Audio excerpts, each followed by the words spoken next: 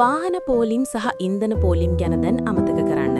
2050 වසර වෙනකොට අපේ ගමන් බිමන් යන විදිහ සම්පූර්ණයෙන්ම වෙනස් වේවි. සාගර පතුලේ සිට අභ්‍යවකාශය දක්වා දිවෙන මේ අපූර්ව අනාගත ප්‍රවාහන ලෝකය ගැන අද අපි සොයා බලමු. ශබ්දයේ වේගෙන් ගමන් කරනවා කියලා මොහොතකට හිතන්න. හයිපර්ලූප් තාක්ෂණය හරහා ඉතා කුඩා කාලයකදී නගර දෙකක් අතර ගමන් කරන්න අපිට පුළුවන් වේවි. දැනට දවසක් විතර ගත වෙන ගමනක් යාමට අනාගතයේදී වැය වෙන්නේ විනාඩි 30ක් වැනි කෙටි කාලයක් පමණයි. අහස දෙස බලන්න. අනාගතයේ මහා මාර්ගය වෙන්නේ අහසයි. විද්‍යුත් පියාඹන ටැක්සි රථ ඔබේ දොරකඩින්ම ගමන් ආරම්භ කරાવી. මේ ස්වයංක්‍රීය යානා නිසා නගරයේ වාහන තදබදයෙන් තොරව ඉතා වේගයෙන් සහ පරිසර හිතකාමී ලෙස ගමනාන්තයට ළඟා විය හැකියි.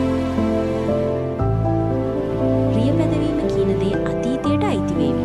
ඔබේ මෝටර් රථයේ නිවසේ සාලයක් වගේ සුව පහසු තැනක් වේවි. කෘත්‍රිම බුද්ධිය මගින් වාහනය පාලනය වන අතරේ ඔබට නිදා ගැනීමට හෝ වැඩ කිරීමට පුළුවන්.